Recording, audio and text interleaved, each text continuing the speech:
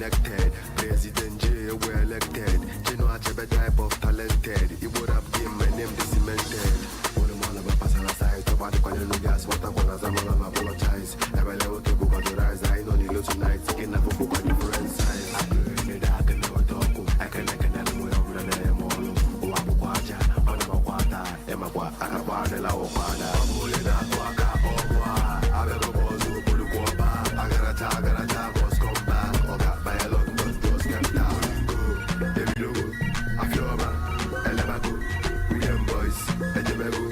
I want to see Lord. It's my go. Yo, the Quapekota. The Quapekota. The Quapekota. The Yamazina. The Quapekota. The Quapekota. Ababa. The Quapekota. The Yamazina. The Quapekota. The Quapekota. The Quapekota. The Yamazina. The Quapekota. The Quapekota. The Quapekota. The Yamazina.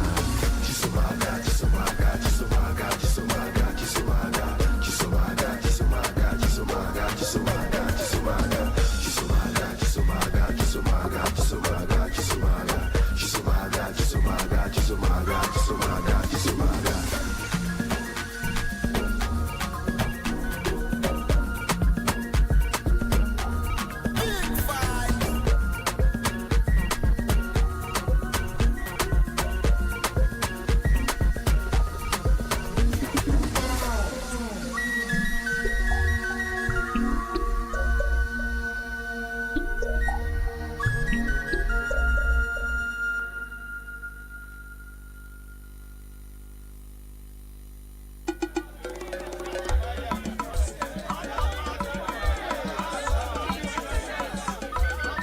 From the commercial city of Onitsha comes Udala Radio 104.7 FM, the voice of the region. Where authentic news and entertainment meet. Udala Radio 104.7 FM. Seriously authentic.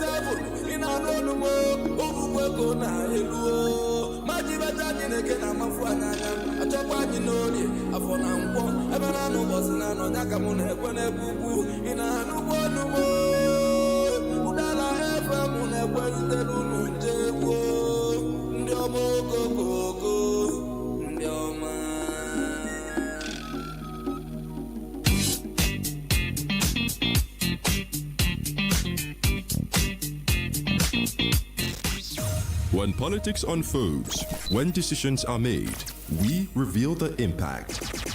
Welcome to the Polity, your deep dive into the forces shaping governance, policies, and power. From the halls of government. You were there. I was not there. Check the record. Wait now. You were there. I was not there. To the voices of the people. We are suffering. This suffering is too much. It's too much. Look at the students. There's no job. They finish school. There's no job for them. We analyze the undercurrents, expose the intrigues, and break down the narratives that define our democracy. Dr. Tony Olisa Mbeki delivering razor-sharp analysis, and Ebuka Franklin and Chisom on the question wheel, driving the conversation. We bring you the most compelling discussions on governance, policies, and power plays. Stay informed, stay engaged, stay ahead. The Polity, every weekdays at 9:15 a.m. Exclusive on Udala 104.7 FM Onitsha.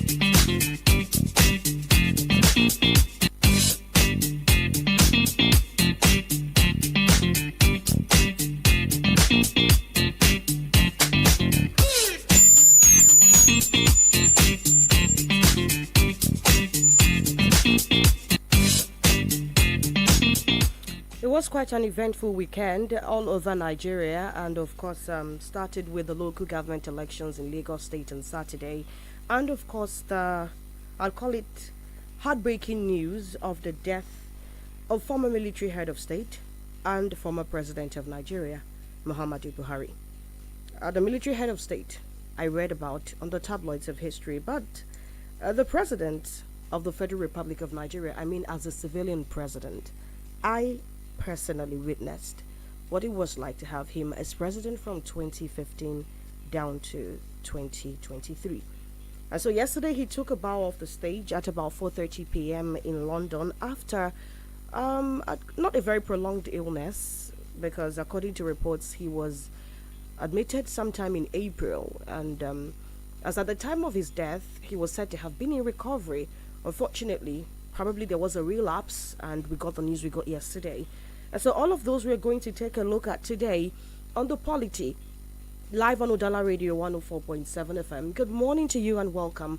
My name is Chisom Chinedu, and of course, I have with me in the studio in-house analyst Dr. Tony Olisa Mbeki. Good morning, Tony. Good morning, Chisom Chinedu. Good morning, Nigerians.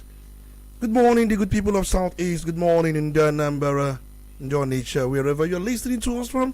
It's always a pleasure to be here. Just like you said earlier on, we got, would you call it a shock? But we are all mortals, and we know very well that we are here on transit.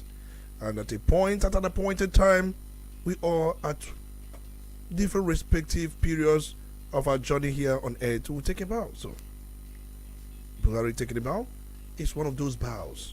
Yeah, we are going to take when our own time comes. Definitely, when your time is when your time comes, and of course, I wanted to say when the time is right, but then it occurred to me that some persons also live at what some other persons would call the wrong time, because the pain of death is not felt by the dead, but by the living. So all of the analysis is left for the living to do. All right, so we are going to first take a look at what the front pages say, and I must say it is basically about the man, president or former president Muhammadu Buhari. But then the Vanguard has a couple of other stories. Pension managers fail in enlisting new contributors, resort to poaching. That's on page 25. NGE urges government media to prioritize national security. Responsible reporting on page 5 as well. Awujale of Ijebuland. Oba Adetona dies at 91. That's on page 13 of the Vanguard newspaper. Banner headline here: deluge of tributes as Buhari dies at 82. The rider, how he traveled to London, took ill, died. Tinubu orders Shetima to bring home Buhari's body from UK. Declares 7 days mourning, summons emergency FEC meeting tomorrow. Obasanjo, IBB, Jonathan, Atiku, Oshimbajo, Akpabio, Obi, governors, others pay tribute. And of course, there's also been today is a public holiday in his home state in honor of Muhammadu Buhari. Obi, Labour Party kicks as Abure's faction visits Wiki. That's on page 5. Tony, I bet you have a lot to say on that. But of course, when we get into the analysis proper, you tell us what you think about that visit. On the Nation newspaper, Ojale of Ijebu land, Oba Adetona joins ancestors. That's on page 26. Buhari, Nigeria mourns. Banner headline here has a couple of riders. President, duty, honor, and a deep commitment to the unity and progress of our nation defined his life. Ex-president passes on in London at 82, his last days. Buhari burial likely today. Flags fly at half staff for 7 days. Tinubu, we lost a patriot. Statesman. AU, ECOWAS, US, China mourn. Now on the inside, the stories you'd find on pages 1 to 8. Also on page 25, 31, and the back page, you'd see that there is a story on Buhari's life, policies and legacies, his life in photos, his battles with ill health. Obasanjo, Jonathan, IBB pay tributes from military ruler to democratic president. On page 27, why Natasha cannot resume by Senate. Also, you'd see APC sweeps Lagos council elections. On the Guardian newspaper, banner headline here as well on pages 4 and 5, tributes, reflections on the legacy as Buhari bows out at 82. The man, his legacy, policies, health, and controversies. That's on pages 4 and 5. And above that, you'd see 2027 presidency may use courts to scuttle ADC. That's from Mark. That's on page 3, yes. Contractors to shut down FCT roads in protest against indebtedness. That's on page 29. LP slams Abure over secret meeting with Wike. Reaffirms suspension on page 3. Right, morning as Awujale Oba Adetona passes on at 91 on page 2. Opposition laments as APC swoops Lagos LG polls on page 7. Tinubu Atiku distracting youth from nation building. I think this is on page 25. Anglican bishop decries hardship, says it's adversely affecting churches. Also on the Punch newspaper now, 9 states delay teachers 70,000 naira minimum wage on page 720. When I saw this particular report, I was asking myself, the economy is quite tight. How are these teachers faring when you are yet to pay them up to 70,000 naira? 2027, APC plots major NWC shake-up ahead of December convention. That's on page 9. Tinubu, ex-leaders gather for Buhari's burial in Dora today. On page 2, the banner's ex-president dies in London hospital at 82. Shetima arrives with cops. National flags fly half-mast as Obasanjo. Governors lead tributes. A general's legacy, Buhari's march through history. Nigeria's U.S. exports plummet by $5 to $7 million amid rising trade tensions. That's on page 31. The rider here, 2 months after Trump's 10% tariff move. Nigerian exports suffer a sharp decline. Tributes as Awujale of Ijebu land passes at 91. That's on pages 7 and 40. The riders Tinubu, Abiodun, others mourn the life and legacy of a fearless monarch.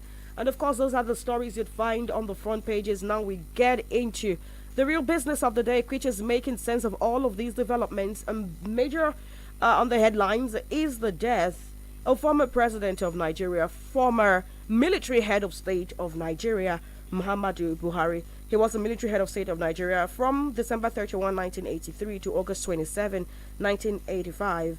And of course, it was an era that was known for the war against indiscipline. That was his mantra. Buhari's person was one that was personified with that fight against corruption. But the big question a lot of persons have asked, and may just be asking today, is how far and how well that war was waged, and how well it was probably won, and if it would be consolidated on. But of course, we're going to be taking the story from a major paper, and right in after that, Tony, you take it up from there.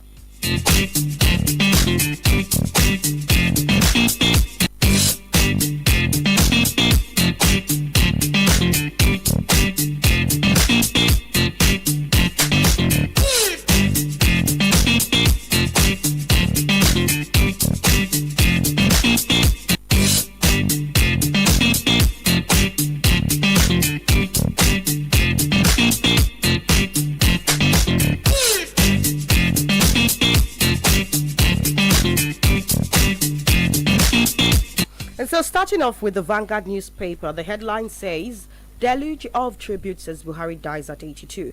The riders, like I read earlier, I'm going to reiterate how he traveled to London, Jigale died. Tinubu orders Shetima to bring home Buhari's body from UK. Declares 7 days mourning, summons emergency FEC meeting Tuesday.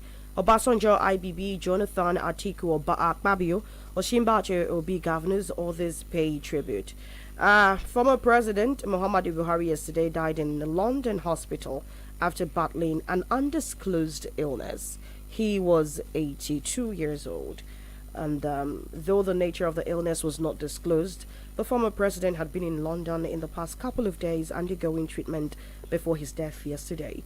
President Bola Tinubu, who announced the death of his predecessor, directed Vice President Kashim Shettima to proceed to London to accompany his body home.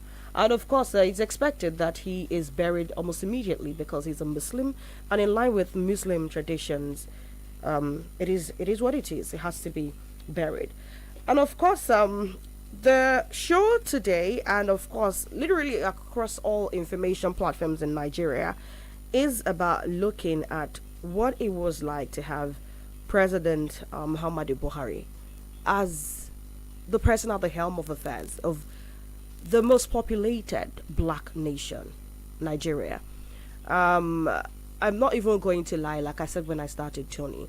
I read about him as a military head of state, the cool and everything, the man who looked so soft and yet had it in him to orchestrate a coup.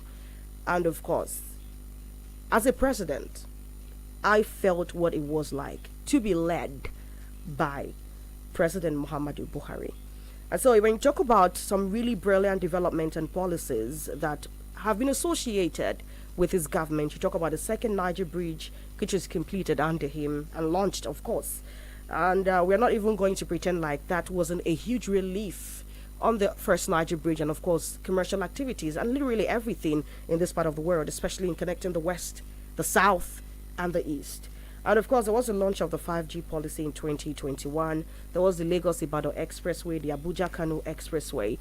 But his administration was one that was characterized by a lot of controversies. But before we dive into all of those, Tony, how do you feel? What was it like for you when you got the news of his death? When I got the news of his death, what first came to my mind was, oh, what's an end to an era.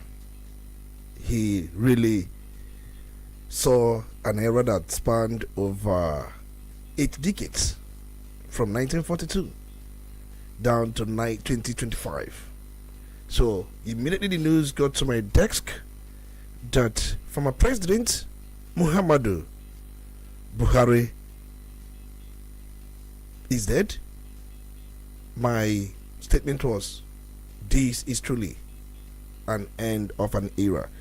And his death means so many things to many people. And at the same time, I felt like, how would his managers been deceiving us all this way, all this while? I recall my Garba, remember he launched a book recently, according to Mr. President, according to the president. And that book he launched witnessed turnout of many dignitaries. And then later on, he appeared on different television stations where he talked about the book launch, his time as the senior special assistant to Mr. President on media and publicity, everything about the journey, the presidency of Muhammadu Buhari. And he made us to understand that even the issue of rats invading the office of Mr. President was a distraction, was a kind of a concocted distortion to distract Nigerians' mind from the perennial ailment or sickness of Mr. President. So you can imagine how Nigerians were deceived. And when he was... The point they said he had to work from home. Something like that. And when they told us he had to work from home was the fact that they were trying to downplay the sickness. The man was bedridden.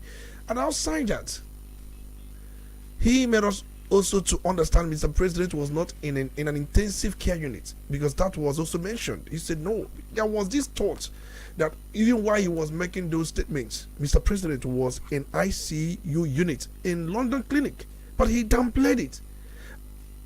There is another media aide to former president. That one is usually on X, Bashiru Ahmad, and he countered some people who had said that Mr. President at that point was terribly sick.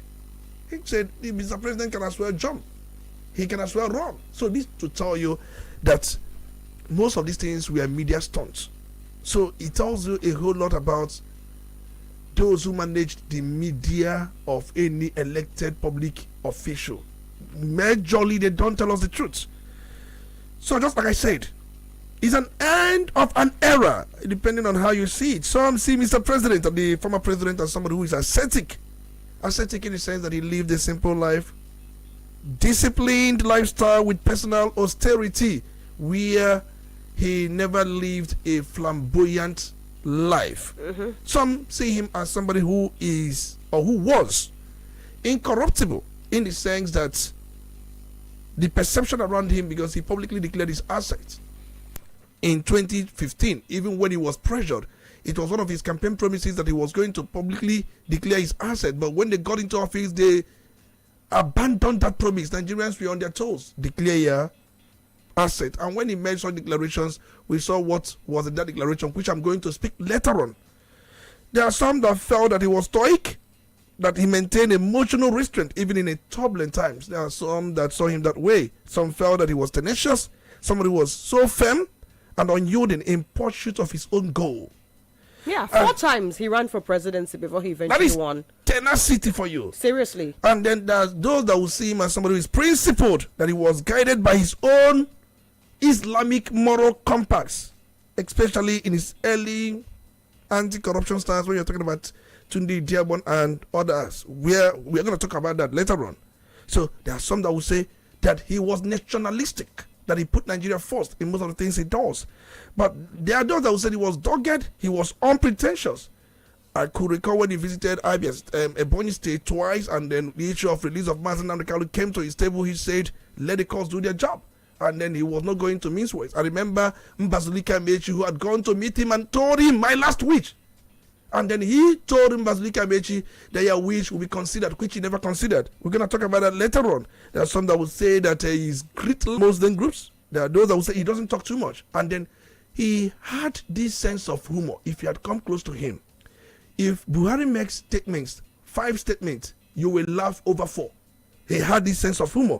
And there are those who believe that he was intransigent, in the sense that he often was seen to be somebody who was unwilling to yield or compromise or adapt. Dialogue was never something that is close to him. Do you think that's from his military background? Military background. And he was so parochial. We saw that in his fraternity with the Niger Republic, which I'm going to talk more later on. There are those who feel that he was autocratic. He displayed authoritarian tendencies in handling civil unrest and opposition. He displayed that. And then there are those that will tell you that he was bureaucratically a kumbad. He slowed down quite a lot of administrative processes. It took him almost 6 months to appoint his first cabinet.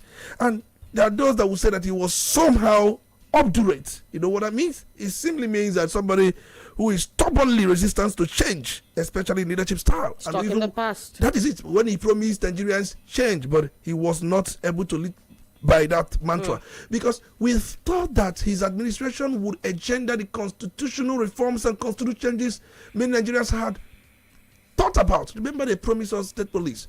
They promised Nigerians quite a lot of devolution of powers. These were some of their promises in 2014 when they were campaigning. But when he came to power, he stood by what was established. That's what I mean by stubbornly resistant to change. That's Buhari for you. So, and there are those that will tell you he was polarizing, no matter how he tried to say that he fought for one Nigeria, but his statements, and then certain things he said divided Nigeria. Somebody who, for me, was a Spartan, ideologically rigid, and then institutionally reverent. So there are many ways you can define the former president depending on the side of the coin you are seeing from. Looking at him from. I think it's only natural that to every coin there are 2 sides. It is inherent in every human to have literally every side, the good, the bad, and the ugly. Yeah. And so it is not unusual for one man to be all of that. You know, his administration, the 8 years he was in office, was one, like I said earlier, that was characterized by some really brilliant reforms and had a couple of controversies, which include, in no particular order, sometime in 2018, April precisely, he said that the Nigerian youth are people who want everything for free. He said they are lazy. This was said at a business conference in London. He said they are lazy people who want everything for free. Also, there have been a couple of controversial divisive statements in which he insinuated that sections of the country that gave him more votes will be prioritized. Also, sometime in June 2021, he said, and I will quote, that the IPOB is just like a dot in a circle, and even if they want to exit, they will have no access to anywhere. In October 2016, while responding to questions concerning his wife, he said And again, I will quote, I do not know which party my wife belongs to, but she belongs to my kitchen, my living room, and the other room. And this particular one was widely laughed about. I mean, like when you talked about his sense of humor, I wouldn't even say it would simply have been interpreted as something that was quite for the humor. Some other persons said, okay, you know what, this man doesn't value women and all of that.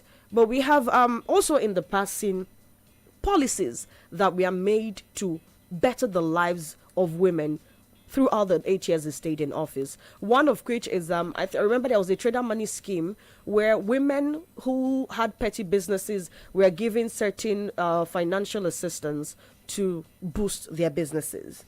Also in June 2021, his tweet was deleted by Twitter, and that led to a 6-month ban of the Twitter platform in Nigeria. As a matter of fact, I'd also add that he's not the first president that is going to be having some sort of squabble with the Twitter platform. Donald Trump is one. That was also what led to Trump having his own Truth Social. Also, he said, and I'll quote, that many of those misbehaving today, as of when he said it, are too young to be aware of the destruction and loss of lives that occurred during the Nigerian Civil War. And he said, those of us in the fields for 30 months, I mean, talking about the war of 1967 to 1970, who went through the war will teach them in the language they understand.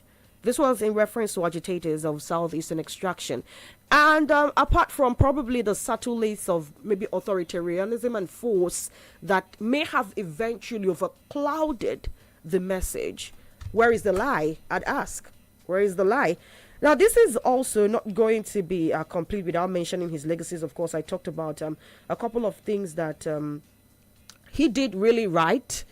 Also, in 2017, he nominated about 6 dead people. He gave 6 dead people appointments, and, it was very controversial at that time. In October 2020, the way the #EndSARS protest was handled and how eventually it was, up until today, last I checked, there are some persons who have still not been compensated despite what the report, what the recommendations of the report that was given by the committee that was set up to resolve all of those issues. And of course, I'm not going to stop without recalling what happened with the Naira change saga. Yeah, just you enumerated some, or one would say, works on marble when you are talking about Buhari. And let's also not forget that Muhammad Buhari was from Niger Republic. Excuse me? Yeah, he was from Niger Republic. His father, Malam Hado Adamu, migrated from Niger to Nigeria sometime around between 1910 to 1920. You know him to be from Dara, Tony? No. He's settled. No, you're talking about his ancestral roots. I'm talking about his father, direct father, migrated from Niger between 1910. What difference does it make? No, it makes a lot of difference. How so? Because the father migrated from Niger Republic within the time I'm talking about, from 1910 down to 1920, and settled in Daura. Daura is a local government, and it's important we understand some of these dynamics. And when he had this close tie with Niger Republic, do you know how he treated Niger Republic? Do you know how the Minister of Transportation, Chibika Mechi, ensured that we had a rail line that got to a section of Niger Republic? So it's manifested in many ways, and he had never denied it. Let me say this: there are some things you don't know about Muhammad Buhari. Probably we're gonna just take time to look at it. Don't risk sensationalism. No. We are talking about facts. We are not talking about. Most times we are here for facts. I'm saying you can fact check me. His father, Malam Hado Adamu, a Fulani cattle header, and also an Islamic scholar from Damako village in Maldua local government area of Katsina State, where he settled, migrated from the Niger Republic and I'm asking to settle again, in what is presently known in Daura. What difference does it make? Because people migrate to different parts of the world. Muhammad Buhari was born here, and by nature, by the virtue of birth, he's Nigerian. I have not said he's not Nigerian. So we are clear. So people don't stand too. I have not said. I said that if his father migrated from the J Republic to Nigeria. And he was born in Nigeria in 1942. And so by virtue of birth, he's Nigerian. Course, but I'm telling you, his ancestry. That's the point I'm trying to make. So it's also important that you know that, remember, I could recall for many people who were not born then, he first married in 1971. That was when he first married. And remember the first wife, Safinatu Buhari, whom had 5 children for him. But recall that I think if you look at generally, I think he had 10 children. The first 5 were from Safinatu Buhari. I think many of them, I think one died in 2012 from sickle cell, which was publicized. Zulaheta died in 2012. You have Fatima Buhari from the first wife, Musa Buhari, who at the same time died at a young age. And you also had Hadiza Buhari and Safinatu Buhari, named after her mother. I'm talking about the children of the first wife. Then here comes the second wife, whom Buhari married immediately. He came out from detention. Remember, after his government was dethroned by Babangida in August 27, 1985. He was detained at the Dodan barracks. But I recall that he divorced the first wife over some level of compatibility and then issue of tolerance. They divorced before he married Aisha we know today. And remember, when he was military head of state, Safinatu was first lady as at that time. So it's important we understand some of these things. So the point I'm trying to make is the fact that we must get to know the person, because sometimes we jump from corner to corner and we know the children of the Aisha. Yeah, you have Halima, Zara, the one that is married to Ahmed Indimi. You also had Yusuf Buhari, only son from Aisha, and then you have Amina Buhari, and you also have Noor Buhari. Aisha gave him 5 children, and then Safinatu also gave him 5 children. But the point I'm trying is just for us, we are discussing about a man. And from the look of things, you have pointed some of the things one would want to talk about him. You can take from any angle. I recall how they brought down the government of Shehu Shagari in that palace queue. You may not even remember. And many Nigerians, ordinarily, if this generation knew much about Buhari, many of those who voted for him may not have voted for him. Okay, before we get into all of those, do I call it intricacies, right? And before we start to also talk about the kind of policies he made, the impacts the policies had on Nigeria, some also still have on the lives of Nigerians, and of course how we can either make them better or kick them out of the system. We need to attend to a commercial. We'll be right back.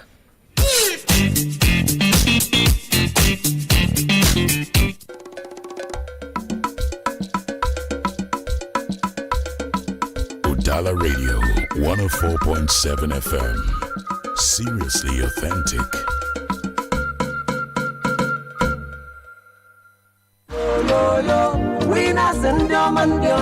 Good news and welcome to Winners Global Estate, Heaven in Ogwashuku and Nyocha Local Government Area, Asaba, Delta State. Home sweet home. Ladies and gentlemen, mamas and papas, Winners Global Estate is here with their special promo package for real winners. Don't miss out in this laudable promo 2025, Heaven on Earth. Buy, build, live, work, and enjoy. Unlock your dream home of reality. Winners Global Estate is selling fast. 3.5 million, 50 by 100. No more 7 million. Promo price. For booking and more information, please call 081 64 404098 or 080 37 44 3787. Winners Global Estate. Your security is assured. Winners and Winners Global Estate. Udala Radio 104.7 FM. Seriously authentic. You're listening to The Polity. Get involved now.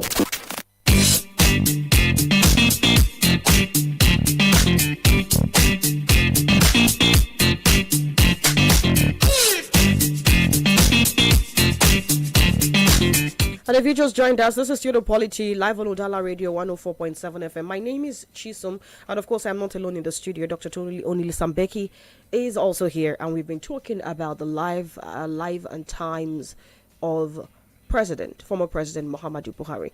So before we went on that break, Tony, you were talking about what his past. You talked about his family life, the things a lot of persons do not know. And I digress a bit. When you talked about him having a first wife, did you see the post that broke the internet yesterday about Goodluck Jonathan's second wife getting a PhD in education from a foreign university? Yeah. A lot of persons did not also know that. But of course, when people start to obsess over the number of wives a person has, I'm like, that's quite trivial. It's their personal life. I don't think it should be, No, we're looking at everything about him. Yeah, we are not taking anything personal. Definitely. We are looking at everything about him. I'm talking about people outside interpreting. No. We are done with his family life, and he was a good father. Don't forget that. He was a good father to his children. And then even when he married the second wife, he never treated the children of first wife badly. He gave them, we saw how he wept when one of the children died in 2012 as a result of sickle cell. And there were times he shared those things with the pressmen. So he was a good father, but we are just trying to mirror everything about him. People may not necessarily know. Genotype incompatibility is actually a big deal. That is it. That was why he had a sickled cell child who died in 2012 from the first wife, Safinatu. And then let's talk about how he ousted Shehu Shagari that very day, December 31st, 1983. Before that period, he was the commander of the 3rd Armored Division in Jos. In fact, his division was amongst the best equipped and strategically located in Nigeria, which enabled him to control access to the North and Middle Belt and neutralize any federal counterattack. And I recall very well that even when he was planning this coup, he perceived corruption. Remember the October 1983 election that was marred with all manner of irregularities, rigging. That was the worst election Nigeria have ever had in their history. 1983 general election, which was one of the reasons he ousted the government of Cheuchegari. But he was just a commander of a 3rd Armored Division. He wasn't up in the ranking when you compare to those who were working with Cheuchegari. I recall that during the time of Cheuchegari had a number of top military personnel that worked with me, those who worked as Chief of Defense Staff, Chief of Army Staff, Director of Military Intelligence. He was not among those people, but he was able to engineer a coup based on his conviction, based on what he felt, based on what he thought that wasn't going right. That was that patriotism, nationalism, whichever way you want to describe it. But he himself felt dissatisfied with quite a lot of things going on at that time. I know very well that Lieutenant General Muhammad Inuwa Wuchichi was the Chief of Army Staff, whom Cheuchegari appointed sometime around October 1981. And then you also had General Gibson Jallo, who was also the Chief of Defense Staff. It was Cheuchegari that made such appointment, but before he was Chief of Defense Staff, he was formerly Chief of Army Staff from 1979 to 1981 before Cheuchegari promoted him down to being the Chief of Defense Staff. He had served as Chief of Army Staff. And then you also had Colonel Halilu Akilu, many who had studied Nigerian military intelligence. We know this man, Colonel Halilu Akilu. These were the top brass around Cheuchegari. But you had a Major General who was in charge of 3rd Armored Division staging a coup. And when he staged that coup, you know those that worked with him, likes of General Sani Abacha, Muhammad Guzo, General Ibrahim Babangida, who later became general, they were all majors. These were the people that helped him to oust the democratic government Nigerians were clamoring, or we are, many times we are in military, dictatorship until Obasanjo handed over power. And when that power was handed over immediately after the 1983 election, some months, and then Buhari and his group struck, and they really returned us to military dictatorship. And when he came with all manner of brigandage and fire. And then he launched the war against indiscipline you mentioned. He imposed strict economic austerity. He clamped down on press freedom. He arrested and jailed over 500 politicians and business leaders.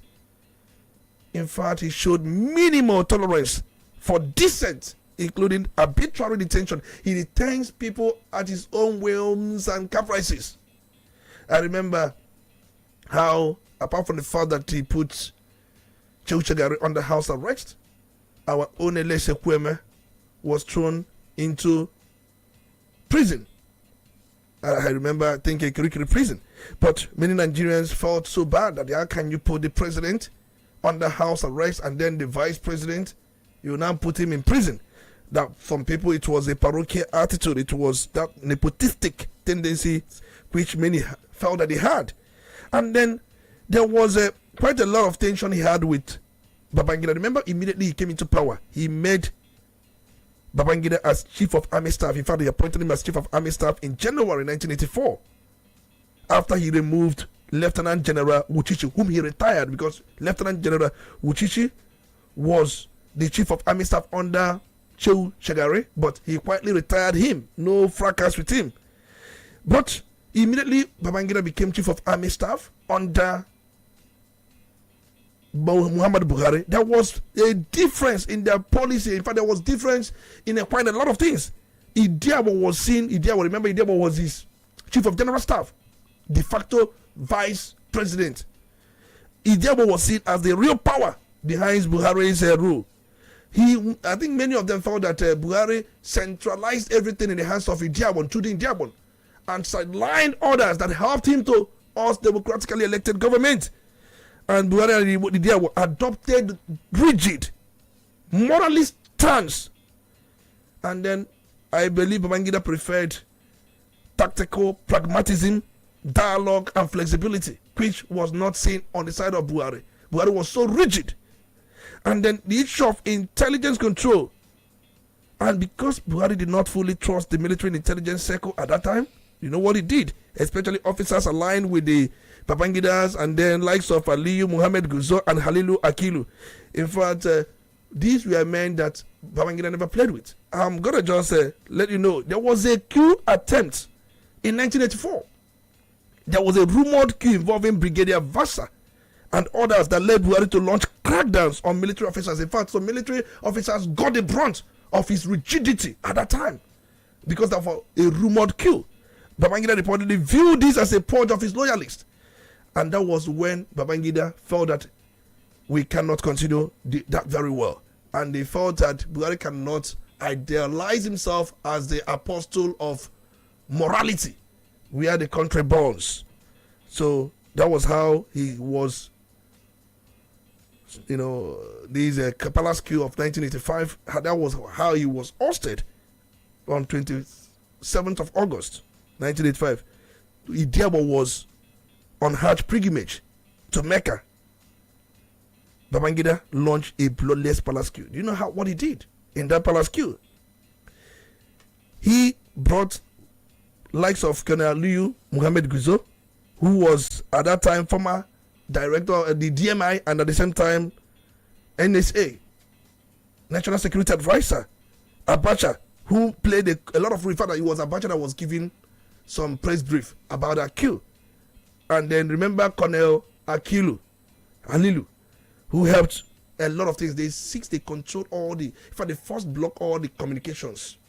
Then you never had DSM, you never had some of these things. They blocked communications. You had Tunde, who was in Mecca, and then they ensured, the Directorate of Military Intelligence ensured that they severed all manner of communications amongst officers. So for them to easily state that queue. In fact, when the queue was going on, nobody could even communicate with each other. That was how Babangida, using technicality on stage, Buhari didn't even know what happened to him. He was surprised when some few majors came to his sitting or living room and asked him, "You're under arrest." He was shocked. He couldn't believe it. He couldn't even make call. He couldn't do anything. So that's Babangida's mystery because he fell out with Buhari for concentrating and sidelining them after helping him gain power. But that's just by the way. So that's the man Buhari. And remember, there was a man he wanted to arrest in London. In fact, he had to plan with some agents to put him in a ship that was conveying crates from London. He did quite a lot. Many generations never knew these things. They never knew. When we are saying things like this, one thing was that we saw, if you ask people now, they will remember his 8 years as the president. And we are talking about his time as the head of state. Yeah, let's dwell on his 8 years as president, Tony, because his time as military head of state was quite a significant one. But most recently, we live in some of the decisions that he made. Do you get the point? Some of them good, some of them, whether they are good or bad is left to be decided on.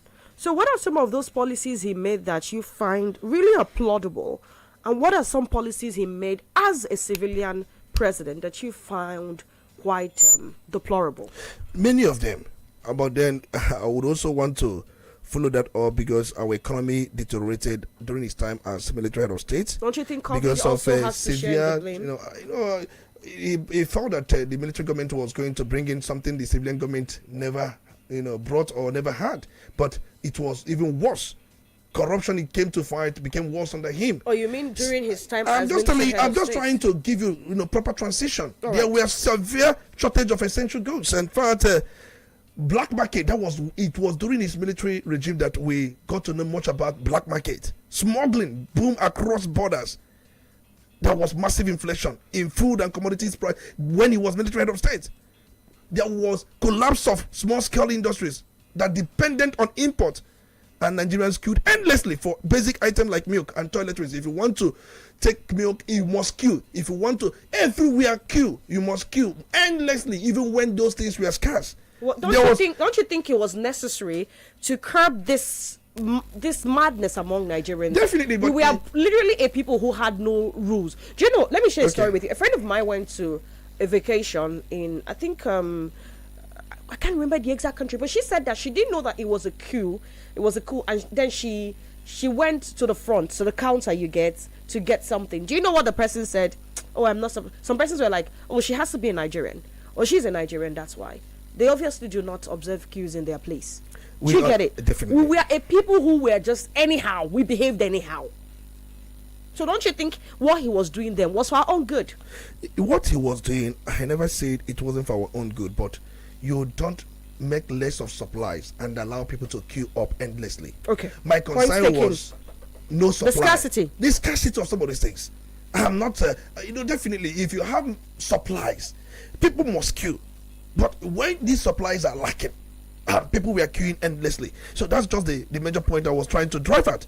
And then we can also look at how inflation, black market, and so many things, these things became popular under his regime as military head of state. And I've stated that before. In fact, one thing many people will say that went well, I'm going to talk about his time as the civilian president.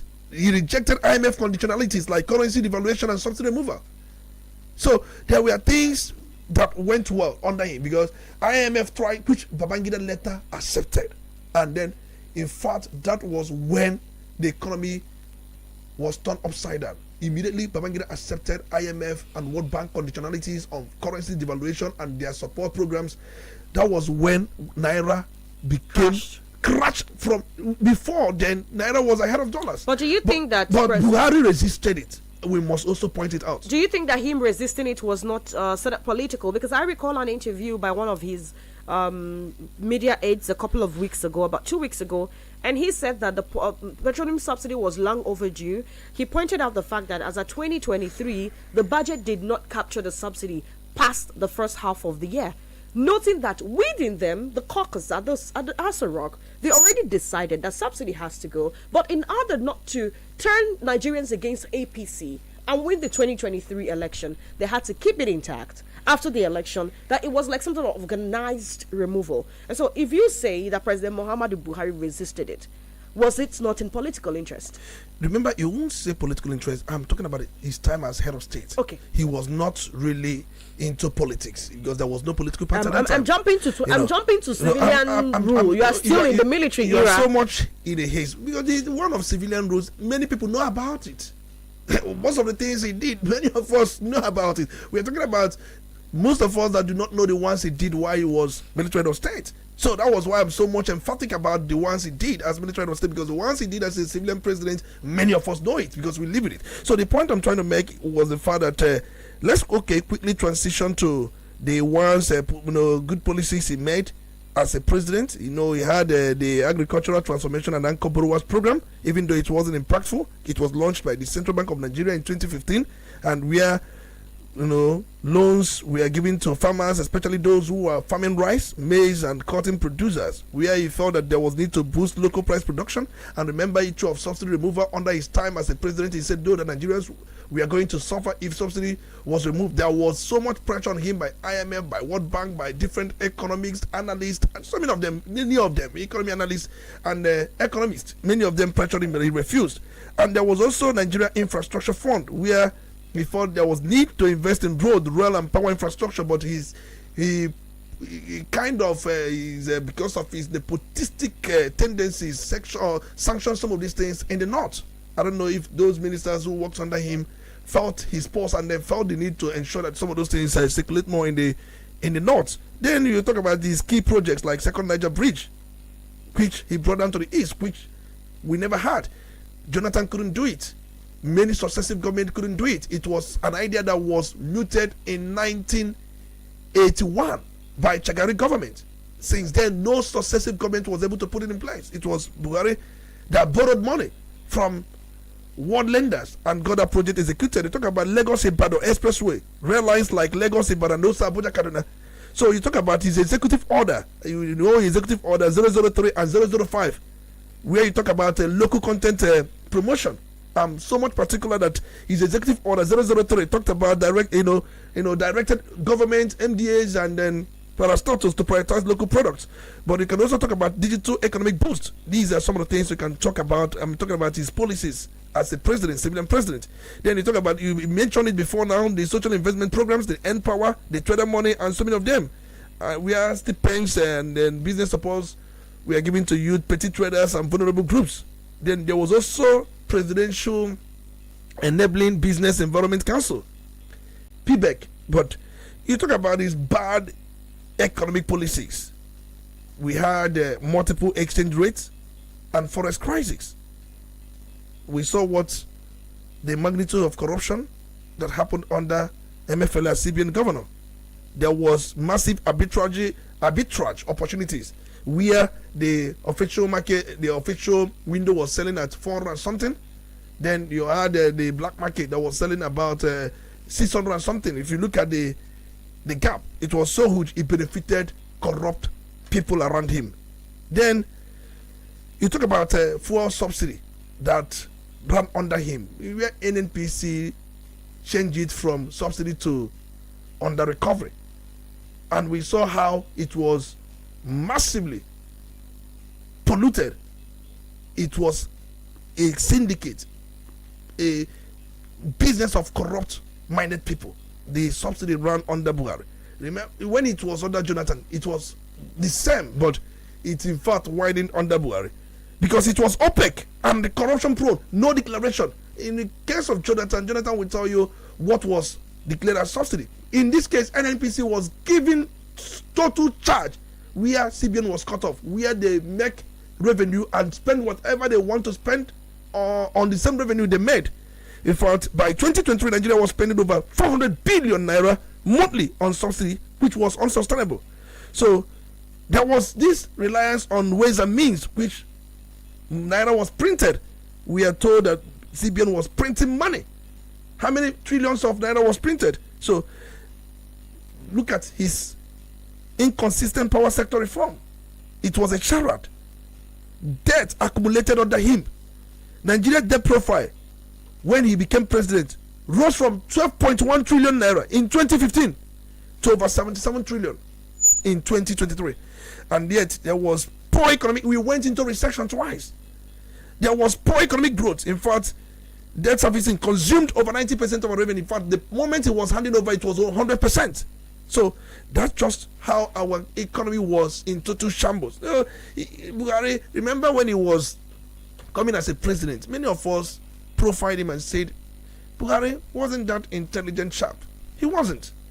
Even when he was campaigning in 2015, when he was asked about his school WAEC or school certificate, he said that the military had it.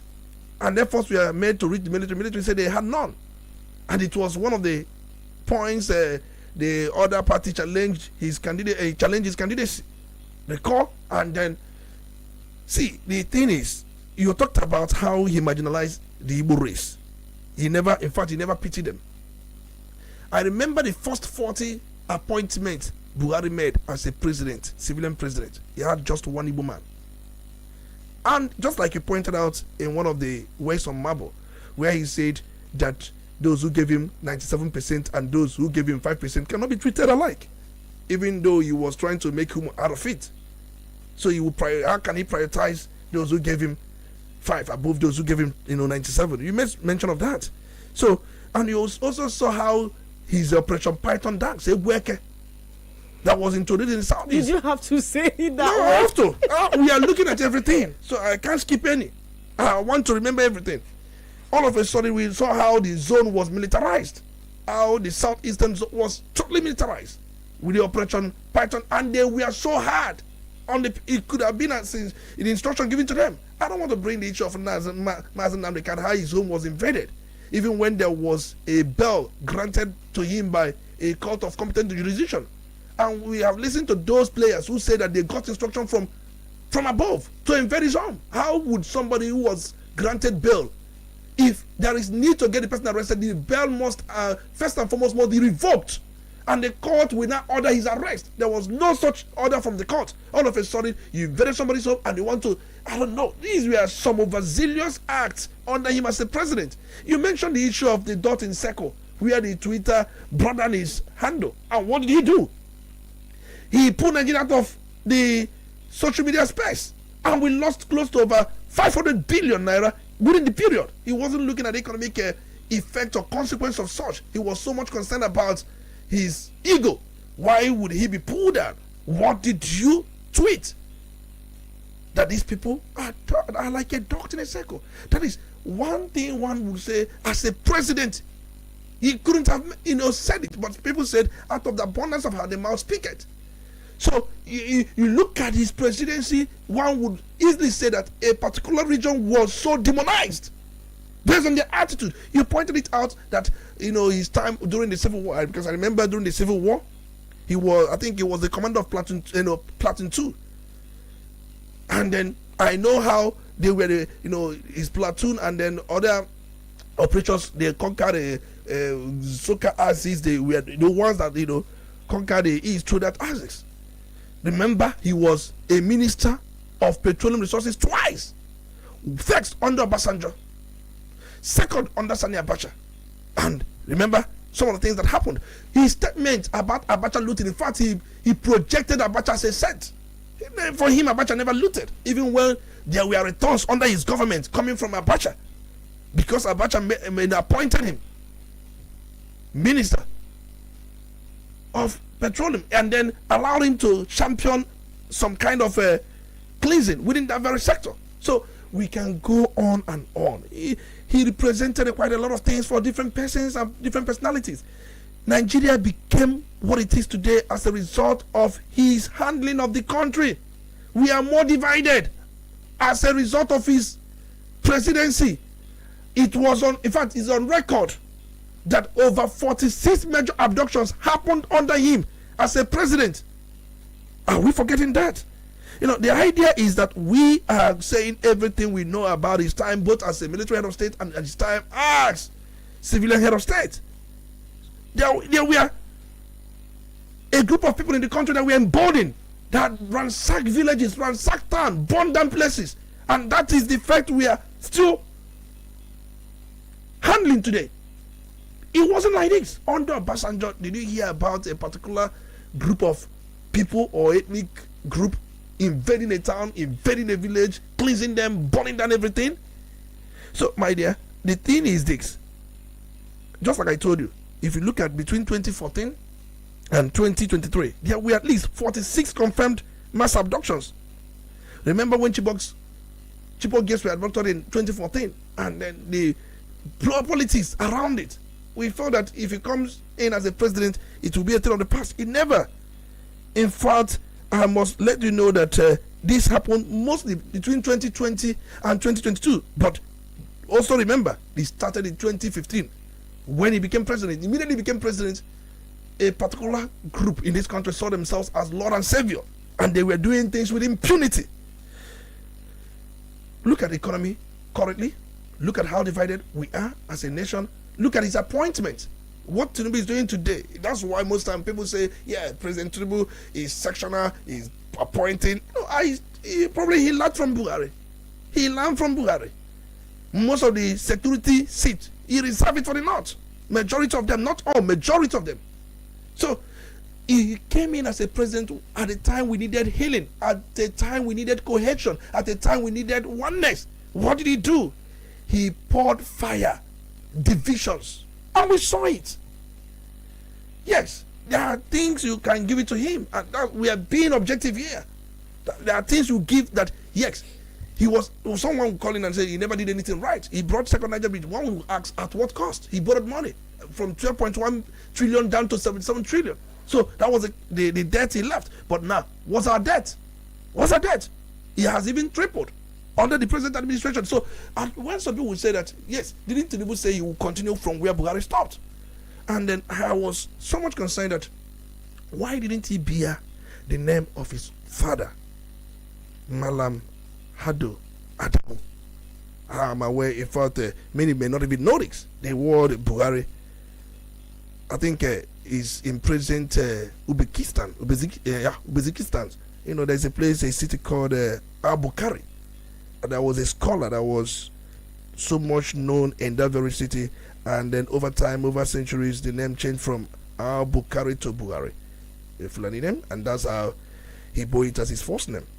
So there's so much one can talk about Muhammad Buhari. But good thing about him, if you are his friend, you will laugh a lot. So what's the key takeaway? You will laugh a lot. What's the key takeaway? What impact does this leave for you as a Nigerian, as I'd say a statesman, as a political analyst, as somebody who is in the know of things and who is in a position to make a change? What does it signify for you, and what message do you think this should leave for the average Nigerian? He had opportunity to make Nigeria great, which he never, for whatever reason, for his belief, for his conviction, he never did. Many Nigerians voted for him in 2015, hoping that he will be much more better than Jonathan. He became worse. And if you look around, in 2015 he came in, there was a report, Constitutional Conference report of 2014, where many of our issues were debated. Looked into, he jettisoned, in fact, he trashed it. He tracked that report. He never looked at that report. And there were those that the committee set up by APC to look into some of the issues like devolution of power, state police, headed by El-Rufai, and that committee presented the report. He never worked on it. He never said anything about it.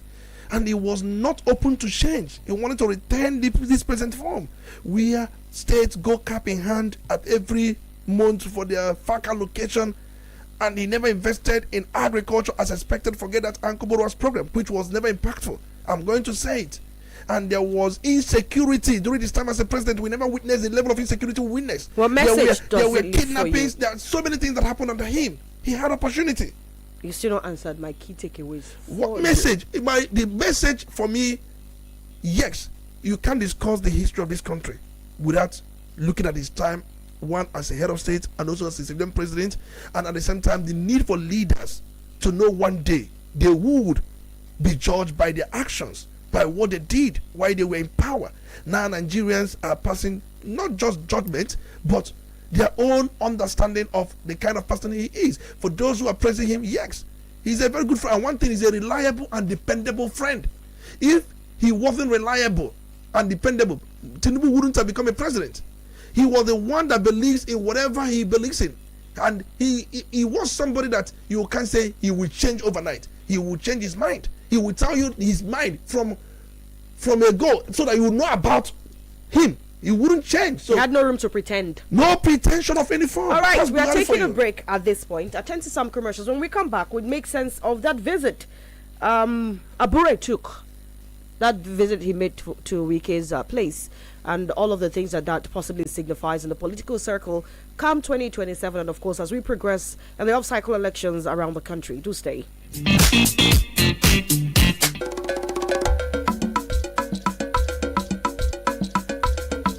Udala Radio 104.7 FM. Seriously authentic.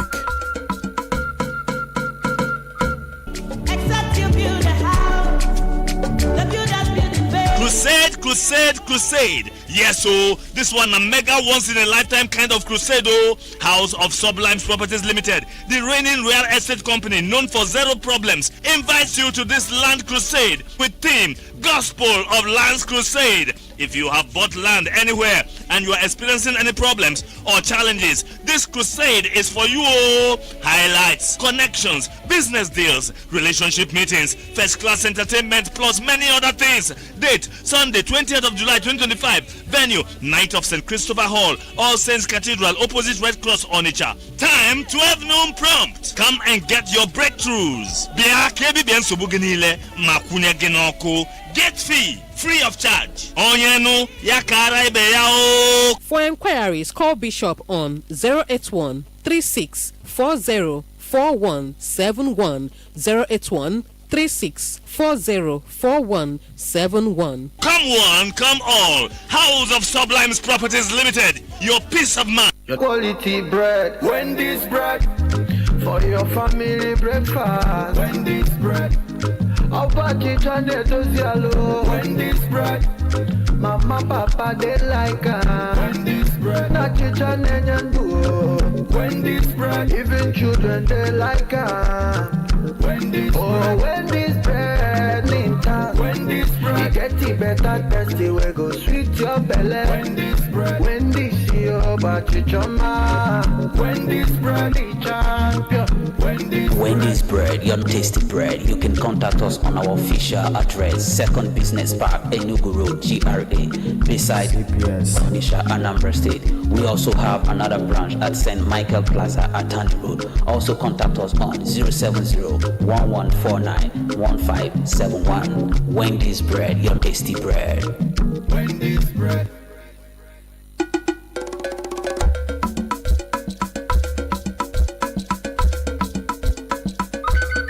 From the commercial city of Onitsha comes Udala Radio 104.7 FM, the voice of the region, where authentic news and entertainment meet.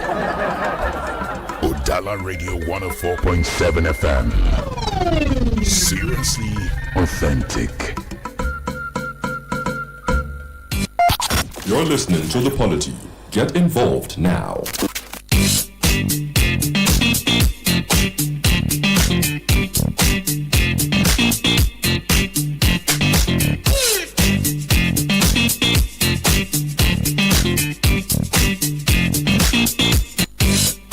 And so over the weekend, we got reports that the factional chairman of the Labour Party, Julius Abure, had a closed-door meeting with Nyesom Wike, the FCT minister, at Nyesom Wike's residence in Abuja.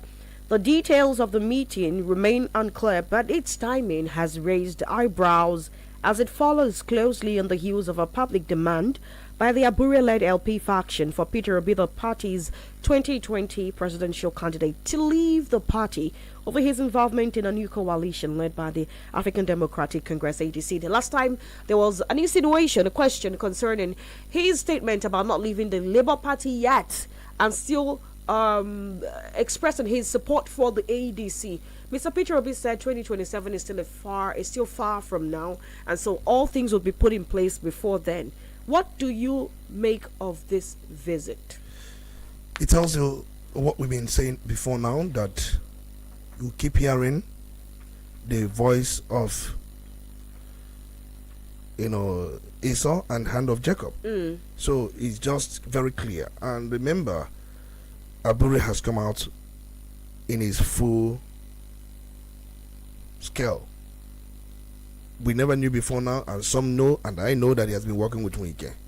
Even Dumebi, as we speak now, the one that has gone to court to challenge Kachuku. Dumebi Kachuku, yes, the one that has gone to court to challenge the ADC leadership. You think one of these days you will see his own visit. Wike is the field marshal of 2027 general election. The one who does the work, the dirty one, and he keeps conquering. And then Abure is not even ashamed. And when I look at Abure, he appears like somebody who is hungry, who has no interest of this country. I think he's just this kind of politician that does nothing outside politics. He's those that see politics as a career. Politics for me is never a career. So he has gone to meet his paymaster, and his paymaster, they have this audacity to come out and they even take a photograph. Audacity indeed. That is it. Even why would you they say were audacity? no, they were hiding before. But they have freedom of association. The thing is, you must be true to what you believe. Just like we're talking about Buhari. If Buhari is here, he will let you know that he's here. If he's not here, he will let you know that he's not here, whether you like him or you don't like him. That was why the cabals could not ensure the enthronement of the former Senate President, Ahmed Lawan. The cabals worked for his enthronement, but Buhari did not back any. And when it was done that this man was neutral, that was one of the reasons Tinubu is paying tribute to him. If not his kind of person, Tinubu would have become president. Even though they had an arrangement that you will go first, after 8 years, I'll come second. They had such arrangement, but he kept a gentleman arrangement. But put it to the Tinubu that he must work your way out. So the cabals that manage his government, remember a lot of stories about the cabal. So, but Abure, he has shown the kind of person he is. So Nigerians will now know him better. And when we talk about people with character, integrity, principle, would you call Abure? So, in fact, Julius Abure's pilgrimage, because what he went to in that very, for me, it was a pilgrimage to Wike's weeks of political desperation. That pilgrimage he embarked on to Nyesom Wike, weeks of political desperation and ideological bankruptcy. He's ideologically bankrupt. I'm seeing that ideological bankruptcy in him. In fact, it is a total definition of a crude opportunism, where personal ambition tramples party loyalty and the collective struggle of the Labour Party. The faction he's heading is battered at the altar of political patronage. In fact, his actions are not only morally repugnant, but also strategically reckless, signaling a man willing to grovel before the very architects of electoral sabotage. Father Abure has reduced himself to a political errand boy, shamelessly pandering to power instead of standing for principles. In visiting Nyesom Wike, who openly mocked the labor movement, Abure has exposed himself as a man void of confusion, a man intoxicated by relevance and willing to betray the soul of the party for fleeting validation. In fact, his moves are not just questionable, they are a disgraceful spectacle of treachery trapped in a political cowardice. That's the man Abure for you. But he can continue with what he's doing. He who pays the piper, they take the tune. In fact, I have had this conviction before now, but he has come out in his full scale, in fact, his full regalia. Just like I said, let's watch this drama as it unfolds. Remember, Wike has dealt with People's Dramatic Party. He has dealt with Labour Party. Now his next focus will be the African Democratic Congress, and he's winning. That is kind of politics. If you call it negative politics, now you sabi. If you call it the dark or the dark art of politics, now you sabi. For him, he is playing politics. And Abure has shown that he's a political errand boy to Nyesom Wike, the Minister of the Federal Capital. All right then, political errand boy. That's what you call Julius Abure. We keep our fingers crossed to see what happens in the coming days. Probably, let's see if there is going to be a Kachuku picture with of members of the APC, or maybe yes, a Wike But there, Olisa Mbeki is still in the PDP. So, Tony, do you think by chance this is just two people who feel that their parties are not going the right way, just fraternizing? You're talking about? Yes, Mbeki and Abure. I've just described Abure for what he is and what he represents. I'm saying, could there be another side to the story? I think Abure, there's no difference between Abure and those River State House of Assembly. Very soon now, Wike will take him to London, as he took the members of River State House of Assembly. No, he took them to London or UK, where he footed the bills. They were in hotels, they had merriment, they had all manner of things that they wished for. Those of them that had wanted to stay with women were also provided women to stay with. I knew you would go there. Definitely. It's part of it. You know, one thing that's beautiful about women is the fact that when you are with women, your BP will come down, no matter what. So time for us to open up the phone lines. Okay, 0803-827-6694, go straight to the point. Constructive criticism, only be as objective as possible. And keep to the 2 minutes mark. Turn on the volume on your radio set. Let's do this. And do not forget, you can also go to Facebook. We are live at Udala Radio 104.7 FM. Drop your comment right under the video or the post related to the show. Let's hear you. Good morning. Good morning, my Honorable Speaker, Olisa Mbeki. You're welcome. It's good to have you. Good morning, Honorable Deputy Speaker Chisom. Good morning. My name is Michael the Great. I'm calling from the commercial city of Onitsha. Go ahead, please. 2 minutes. Thank you. Well, coming to the death of Mr. President, for me, it is not a shock. It is not a surprise. If I say that, I see it as a recapitulate of what happened years back, so it is not a news to me, because I see the death of Mr. President as something has happened before. Maybe now the cabal and the politicians we have in Nigeria are trying to bring it back. Let's not even get to that conspiracy theory. Let's not get to that conspiracy theory. What? Let's not get to that conspiracy theory that you're trying to resurrect. This is not. Because I see it as something that has been programmed. But just like what you said, for me, it is not a surprise, and it can never ever be a surprise to me, because it has happened before. Then away from that, talking about Wike and the ABC party and the devastation that has happened. Well, actually, Wike is if I call it Ronaldinho or Maradona, he's trying to use that opportunity to protect the Mr. President, which is we know that he's working for him, and I think it is high time the youth have to come in politics, because they are not giving us a chance, and this thing that they are just doing now, one day it is going to cause a damage to this country called Nigeria. Good morning. Good morning to you.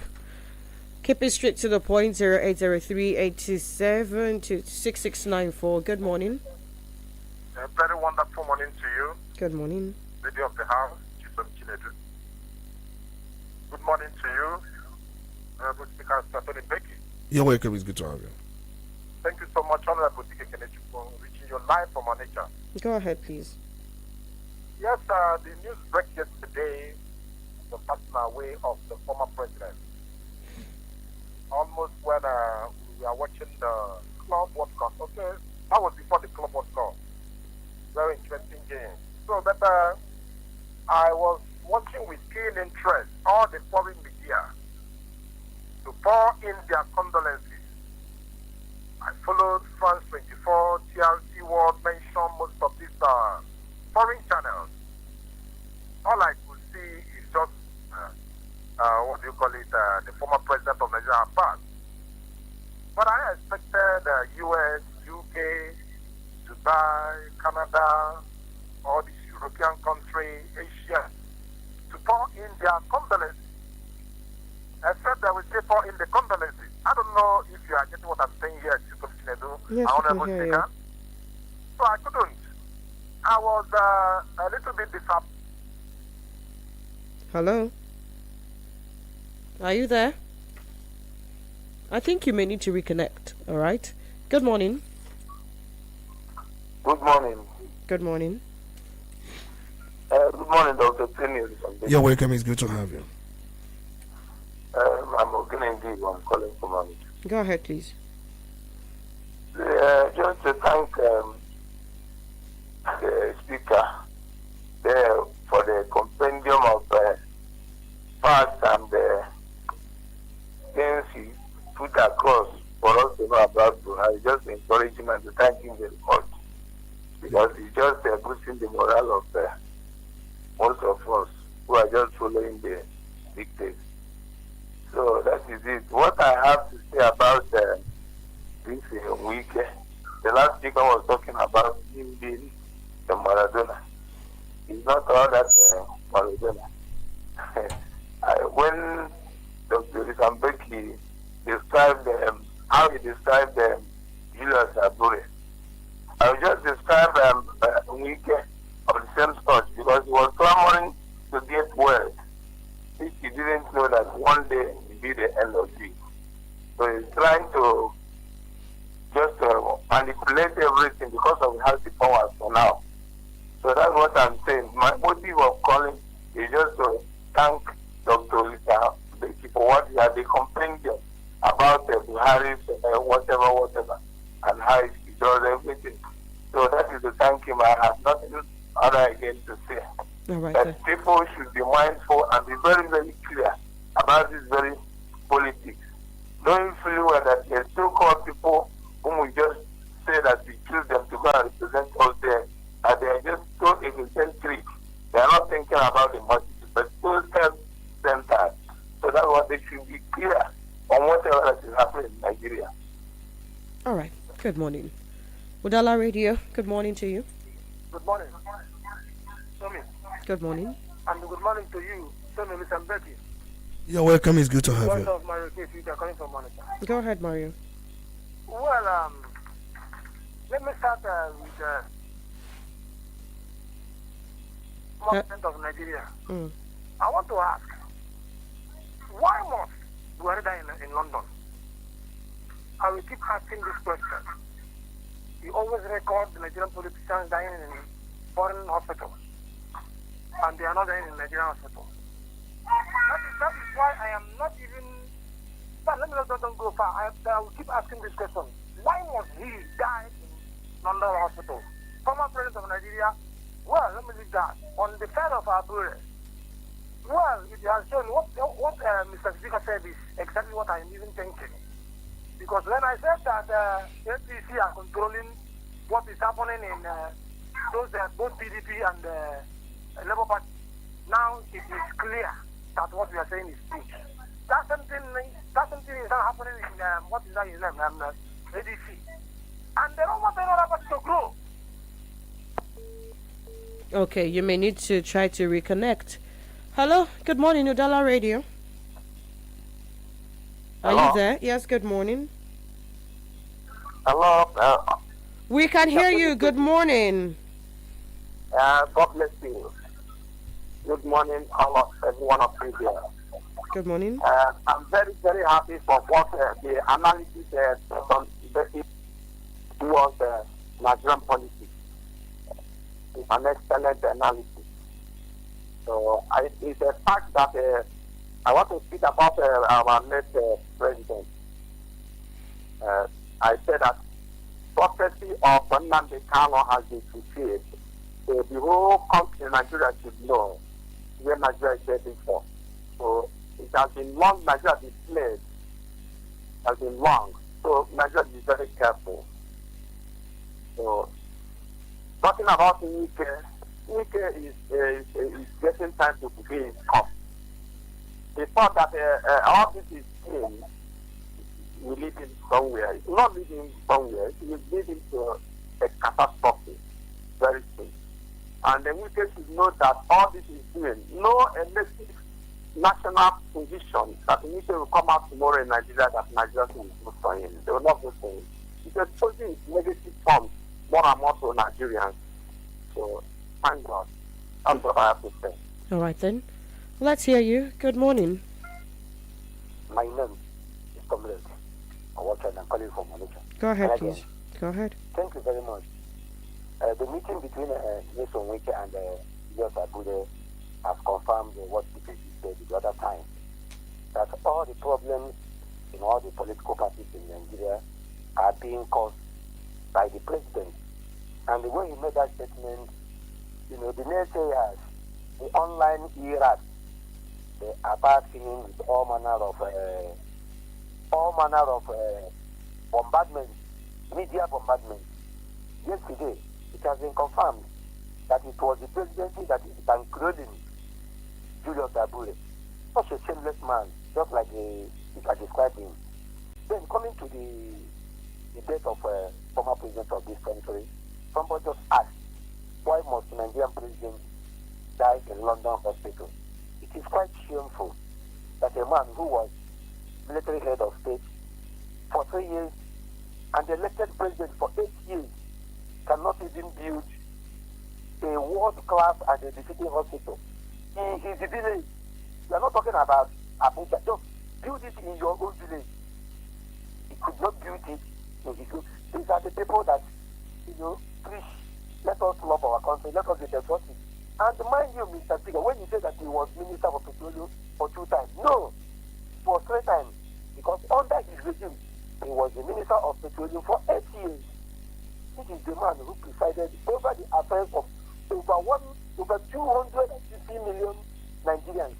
Yet, could not build a befitting hospital in his village. Do I talk about the insecurity during his regime? When his people, his brothers, came up openly, claim responsibility for attacks in different villages, in different communities. Yet he couldn't do anything. And they're talking about legacy. What legacy? And when you go to social media to we should be rounding off now. Yes, I'm rounding off. When you go to social media to express your feelings about him, they will come up with emotional blackmail that you don't talk ill about the dead. Now, those people who are still alive, who are in leadership position, you should amend your ways, do the right thing, so that when you die, we will be free to talk our mind. All right. Good morning. Good morning to you too. Join the conversation. Go to Facebook at Udala Radio 104.7. Drop your comment right there, and also put a call across to 0803-221-6973, 0803-827-6694. Straight to the point. Keep it within the 2 minutes mark. Good morning, Udala Radio. Hello, good morning. Good morning. The honorable members here, Tony Olisa Mbeki and the Disco moderator. My name is Chisom. My name is Ifan. I'm calling from Onitsha. Let's hear you. Yeah. I want to thank Honorable Dr. Tony Olisa Mbeki for his wonderful analysis. And when he was analyzing about the adoption and the whatever, 40% adoption under the former President Muhammadu Buhari's regime, I remember the one that spoke to my heart whenever I remember it is taxi adoption. Where is Lia Shaibu up to today? Lia Shaibu, where is that girl, little girl up to today? Up to today, nobody had ever heard about that girl or her whereabouts. Where is that girl? From that, what is happening in Nigeria now, the hardship and all this, whenever you call Mr. President that Tinubu don't do, I tell you, if you want to call Tinubu, start from the taproot. If somebody subverted this country upside down, somebody turned this country upside down. So he took off from the foundation now. So from that, I'm happy that whenever you do or whatever you do in this world, one day you will leave everything and go. And God will take everything. From the issue of Abure, Tony Olisa Mbeki has said everything. He is behaving like somebody who is a political jobber. He's a political jobber. He don't know his honor. And he's shooting himself on the foot because no time he will come to contest anything in Nigeria. Some people will vote for him. So thank you all. All right then. Yeah. I also wanted to say something. I don't know if I can do that. Yeah, sure, remember, it just came to my mind now. The only thing that we held so dear before Buhari's government was judiciary, where we believe that judiciary is the Hope of the last common man. hope of a common man. Do you know what happened under Buhari's presidency? It happened in 2016, where the Department of State Service conducted simultaneous dawn raids on the homes of 8 judges, including Supreme Court judges. I remember the likes of Sylvester Quota and Johnny Yangokoro across cities like Abuja, Port Harcourt, Gombe, Kano, Enugu. Even in Sokoto, and 7 judges were arrested. That put fear in judiciary. But then that was supposed to be a drive against corruption and to set the judiciary on the right path. You have to follow the due process. There is a process to sanctioning judicial. Judges. Definitely, you don't do it your own way. Oh, Remember how Walter Noggin was removed as the chief, Justice of the Federation. Remember, because of an election was nearing, and what was he removed on? Because he could not declare his assets. The Court of Appeal rescinded the conviction by the Code of Conduct Tribunal, saying you lack jurisdiction. And many Nigerians were saying the Code of Conduct Tribunal lacks such jurisdiction, and the president cannot remove a sitting Supreme Court judge, chief judge. You cannot remove him by ex parte order. These things happened in this country. Judiciary was murdered. The fear, and many people that had little confidence in judiciary, they lost the one they had, and nobody's talking about it. It happened within these 8 years of presidency. We are talking about it. You just talked about it. Good morning. Wonderful morning to you. Chisom Chinedu, Network Commission. Yeah, recall. Go ahead, please. So I was wondering, Mr. Speaker, you need to explain to us why all these condolences is not pouring in. We are talking about a former military president, a former president that ruled for 8 years, except some Nigerians like Nyesom Wike mentioned them, all these northern and southern politicians that is sending the condolences. We are talking about a leader in Nigeria, well known, that have visited Washington, visited the UK, died in UK. Are you getting it? We expect the Queen condolence from the royal family, from the Prime Minister, from the British Parliament, from Canada, to begin to pour in. That is how it is being done all over the world. So I will expect an answer to that. And coming to issue of Nyesom Wike, let's not forget, we shouldn't be calling Nyesom Wike here. We should be calling President Bola Ahmed Tinubu, because he's working for him.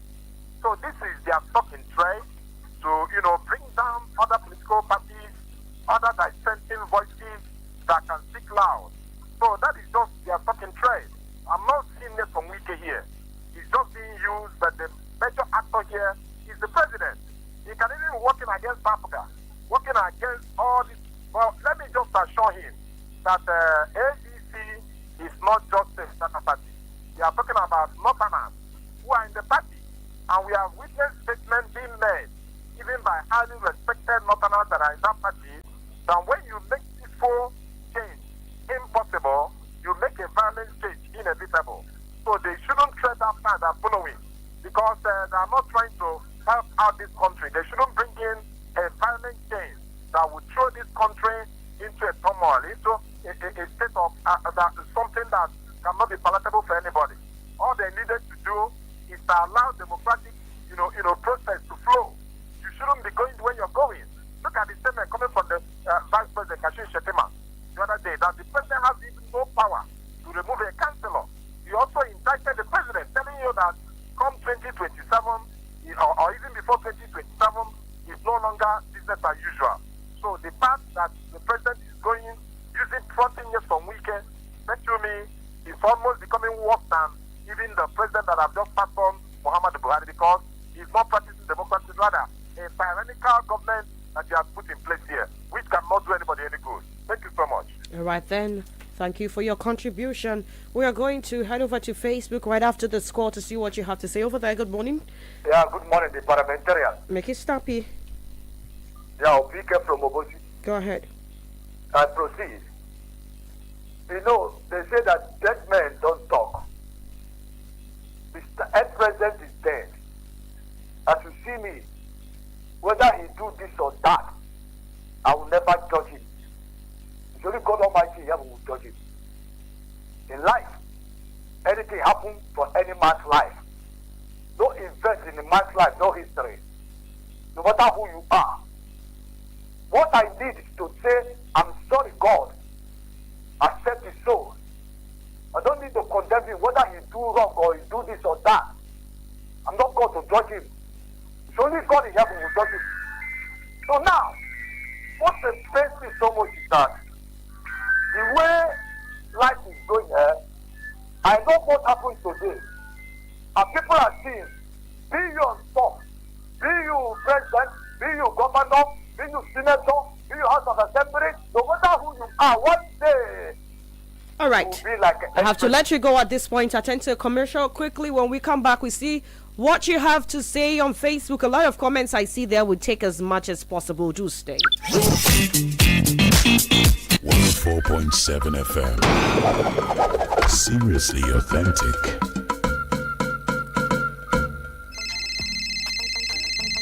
Hello, Philip. Guy, how far now? It's 11:45. Waiting shop. I beg, no vex. My landlord locked me for outside, though. Again? No vex. I beg, have you come sleep for your side this night? Omo, my babe, they around, though. But nothing do you. Try call celebrity landlady. Guy, serious now. Celebrity kini. Celebrity landlady. See, with celebrity landlady, you feed on landlord with just 100k every week. Nah, lie. I go lie for you. Not true. You can own your dream land with just 100k weekly. Yes, with Celebrity Landlady Safe to Buy plan, that property where you dream of fit be your own just like that oh. A Safe to Buy plan allows you to pay for your dream land instrumentally, easy, flexible and all yours. A Safe to Buy plan is convenient and safe. Start now and become a proud property owner in top locations like Otulu Asaba, behind Ogwashuku Polytechnic, Admiralty Drive Ibusa and Isel Asaba. For more information, call us now on 0701 018 8042 or 0903-844-9351. Celebrity Landlady, turning you into a proud homeowner.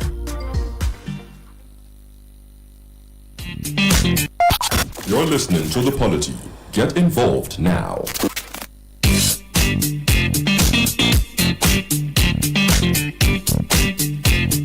Well, I also did mention before we went on that commercial that we are going to head over to Facebook once we come back from the break to take a look at some of the comments that have been made today. We're going to start with yours, Ebuka Ndolo. He says, my condolences to the people of Dara, Nigerians in general. I hope our leaders will learn from this and treat us as human beings, not animals. In my opinion, during Buhari's time in office, we faced numerous challenges: insecurity, dollar exchange rate, shortage of basic necessities like food and water, and education suffered. Additionally, there were concerns about the marginalization of the Southeast region. Sebastian Igwe says, honestly, while some are mourning, others are celebrating based on the good or bad legacies he left behind. But the truth of the whole matter is that his scorecard is 5/10. Olu Chichima, I can't forget the blood of the innocent Igbo youth killed by Operation Python Dance. Instruction as the Commander-in-Chief of the Armed Forces, Don Dejavu, says, I am sorry, I cannot exactly say what you have written here, but he meant to say that some of the policies, he called them obnoxious, and tactics of the former president supported terrorism in his opinion. He said he died an unsung hero. Oluchichima again, he doesn't feel sorry because we all must die when the time comes. He said, Mr. President, former president, brought so much pain to Nigerians, starting from the removal of democratically elected government of Shehu Shagari in 1983. If Nigeria is a country, Buhari should have been jailed for treason because he was but then he was rewarded with the office of the president. I think that's what you mean to say. Eka Gunners Madwike says, Mr. Abure trying to do a wike in Labour Party to destroy Labour Party. What was his aim visiting Wike? I really Eke Gunners again says, this world is not our home. We should have a rethink. Okay, I think you mean to say concerning how we live our lives. Mazi Zubi, he said, a deluge of tributes as Buhari dies at 82. Let the living remember that one day they will live here. Let us all act well and do the needful. All right, We also have some more comments right here. Let's see what you have to say on the video. Right here we have now I'm trying to pull the comments from this particular video and the things that, let's see if we can find those comments right now. Okay, I am trying to find the comments and I can't seem to. I think the network is messing with that. So Dr. Tony, let's conclude. All right. Okay, give me a second. Okay. I think that has eventually come up. Ifedieku, thank God, says he called me former president a tyrant. He said he should go and meet the innocent souls that were lost during his administration. Larry Jones said, when are they bringing the president's corpse? The former president's... Larry Jones was asking when they are bringing the former president's corpse to Nigeria. It happens today. As a matter of fact, I saw some reports that already he's arrived. Mazin Warrior said, Dr. Tony Mbeki, why should our professors, elites, and intelligentsias allow their brains and sense of reasoning to be twisted by the Fulanis, thereby holding the death of former president into secrecy over the years? I don't know exactly what you are hinting at, but the truth is that Mr. President died yesterday, and we talked about his life right here on the show. Nick Eze says, can they tell us the name of the hospital that the former president died in? Bright Emmanuel says, Buhari's demise should remind those in power that power is transient and it is to better the lot of humanity. James Richard says, okay, James Richard, that's some conspiracy theory there, and we do not feed such on the Polity or on Udala Radio. Tony, please, your parting shots. I think let's quickly, point this out. And then Buhari asked for forgiveness before he died. So are you going to forgive him? And then in fact, there are places, or there were 3 places he asked for forgiveness. In 2015, I recall that while he was campaigning for the presidency under APC, he publicly asked Nigerians for forgiveness over the perceived excesses of his military role. In fact, let me quote him. He made this very comment that was in Kaduna in 2015. He said, I was a young and inexperienced military officer, and I was in a hurry to change Nigeria. I sincerely ask Nigerians to forgive me. That is the first forgiveness. He asked Nigerians to forgive him for his excesses as a military head of state. Then, when he made a visit to Southeast, that was sometime around November 21, 2018. I remember during that visit to Ebonyi and Anambra, he asked the people of Southeast, please forgive me. In fact, he made overtures for this forgiveness over historical tension with the region. He said, let me quote him again, I ask for forgiveness from the people of the Southeast for whatever wrongs I might have committed, knowingly or unknowingly. And finally, I think that was in Abuja during the handover, when he was handing over to President Bola Ahmed Tinubu. He said, I'm confident that I gave my best to serve the nation. I also feel fulfilled that we have started the Nigerian rebirth. But like I said earlier, I'm a human being. I might have hurt some people, and I ask that they pardon me. Doesn't this even settle it all? He has asked for forgiveness. He has accepted. He is human and he is fallible. But he has asked Nigerians, forgive me. Yeah. And many times he has done that. But then for those that said, I want to point out this before we wrap up. Those that said he died in 2017, I want to debunk that. Please, let us be factual. I remember he met President Trump in 2018 at the White House in April. That's 2018. Immediately he came back from that is a prolonged medical vacation in 2017. In 2018, he met President Trump. In fact, he addressed the United Nations General Assembly in person. After that period, in fact, he attended so many live debates and then interviews. I think that was the place he now talked about Nigerian youth being lazy. That is just that. And then I don't think that somebody who had died before now would address the United Nations World Assembly that comprises over 200 something countries. So does it mean that he is fooling the entire universe? Let's be real. Let's be real. Most times we are not serious in this country. And sometimes if you try to debunk this, the people will say all manner of unkind words to you. But the truth is, there is this saying that you can fool some people sometime, but you cannot fool all the people out. What? All the time. You can't fool all the UN General Assembly at that time. It's not possible. Let's be real. Please. All right. I don't want to talk about this. For me, it is diversionary. Dead on arrival. Thank you, Tony Olisa Mbeki, for your wonderful analysis so this morning. The Polity is going to make a return tomorrow, 9:15 a.m. down to 11 a.m. I'll see you then. My name is Chisom Chinedu. Of course, enjoy the rest of your day. I'm leaving you in the hands of Emaya Baga. The song is titled Ashes. And of course, while we call out our leaders, do not forget that they are all just like us, product of this society, this system that we all encourage. And so do your bit to be the change that you desire. Good morning.